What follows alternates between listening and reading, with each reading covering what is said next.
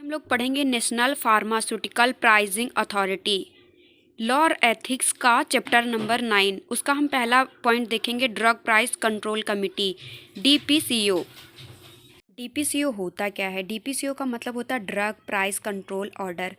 मतलब state government के द्वारा एक निश्चित मूल्य निर्धारित किया जाता है जिसी पे सभी लोगों को अपनी दवा बेचनी होती है, या आयुर्वेदिक, यूनानी, सिद्धा, सारी ड्रग जो इंडिया में हमारे बन रही हैं, बिक रही हैं, उनका मूल्य निश्चित किया जाता है।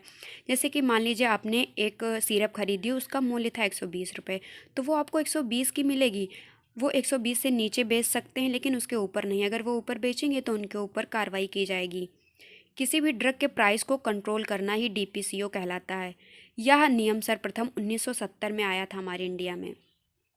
डीपीसीओ का ऑब्जेक्ट यह था, जो हमारी लाइफ सेविंग ड्रग हैं उनका प्राइस सस्ता हो और उसकी क्वालिटी अच्छी हो, जिससे सारे पर्सन ईजिली उसको खरीद सकें। लोगों को सस्ते रेट पर दवा उपलब्ध कराना, इसीलिए एक प्राइस निश्चित किया गया। अगर प्राइस निश्चित नहीं रहेगा तो जो हमारा फार्मासिस्ट है या फिर जो मेडिकल स्टोर खोल के बैठे हैं वो जो मन चाहेगा उस प्राइस पे अपनी ड्रग बेच सकते हैं, बट जब निश्चित है तो उनको उसी रेट पे देना पड़ेगा।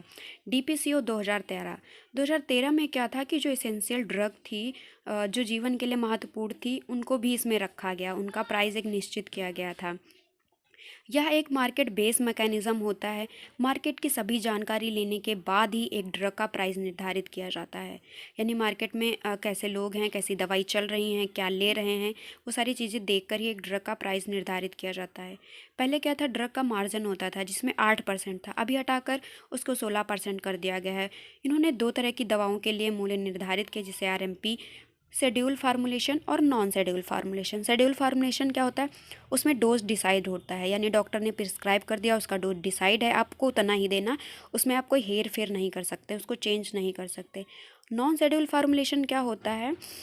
उसमें आप मतलब इसमें डोज डिसाइड नहीं होता, आप चाहें तो उसमें चेंज कर सकते हैं या बाहर से भी ले सकते हैं। ये ड्रग मतलब ईजिली आप ले सकते हैं।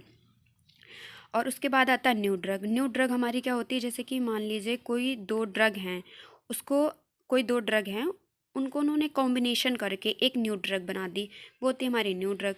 फार्मूलेशन फार्मूला क्या होता है? जैसे कोई फार्मूला दो उठाया, फिर उस पर सर्च की और एक न्यू ड्रग बना दी।